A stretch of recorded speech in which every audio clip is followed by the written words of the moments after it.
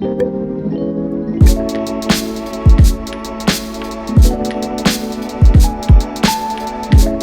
suis donc Vincent Jarbousseau, je suis photographe, documentariste, auteur.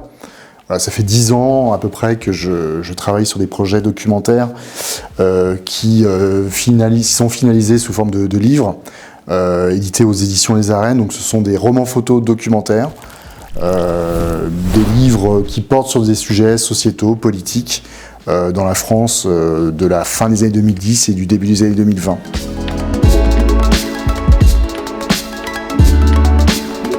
J'ai un peu voulu réinventer la forme du roman photo, qui était tombé en désuétude.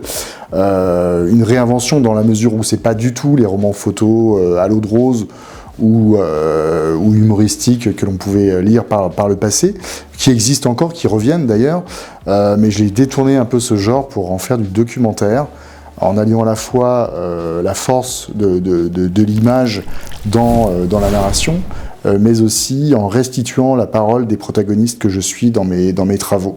Donc cette parole, elle est restituée dans des bulles, comme dans une BD. Donc en fait, ce sont des livres qui s'inscrivent complètement dans le genre des bandes dessinées d'actualité et de reportage.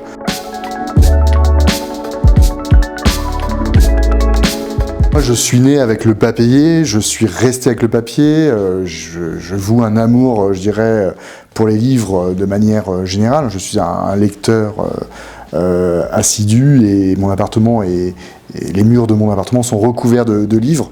Donc j'ai ce rapport qui est quasi charnel en fait au papier, mais j'ai quand même une conviction, c'est que quand on a un livre entre les mains, ce que l'on va lire, ce que l'on va regarder, c'est quelque chose qui reste, contrairement à la dimension digitale où on a tendance un petit peu à zapper l'image et finalement à passer sur les choses et à pas les retenir.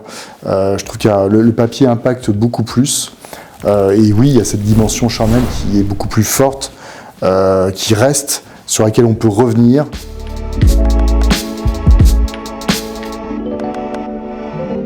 Je suis un éternel optimiste, on va dire, et je pense que le papier a encore de beaux jours devant lui. C'est Bill Gates qui, en 1999, prédisait la disparition du livre papier pour 2015. On est en 2024. Le secteur de l'édition en France se porte plutôt bien. Aujourd'hui, le livre n'est pas concurrencé par le livre numérique, contrairement à ce qui était prévu par Bill Gates, qui prédisait justement l'avènement de l'e-book sur le livre. On voit bien que le livre papier aujourd'hui s'en sort extrêmement bien. Maintenant, il y a d'autres concurrences, notamment les réseaux sociaux, certains réseaux chinois notamment, qui prennent du temps en fait sur le temps de lecture. Ce sont les temps d'écran qui aujourd'hui constituent une concurrence importante. Néanmoins, je pense que le papier a encore de beaux jours devant lui parce que malgré tout, on a besoin physiquement de ce rapport qui est un rapport à la lenteur en fait.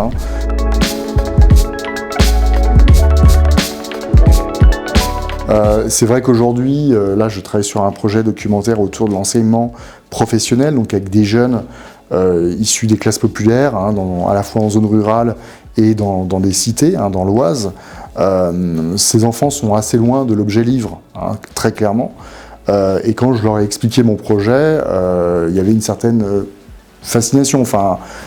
Quelque part, on voit qu'il y a quand même encore une magie du livre qui existe, même pour des publics qui, en théorie, en sont extrêmement éloignés. Ça existe encore, il faut le savoir. Il faut juste l'entretenir et le nourrir. Et voilà, c'est tout le mal que je me donne.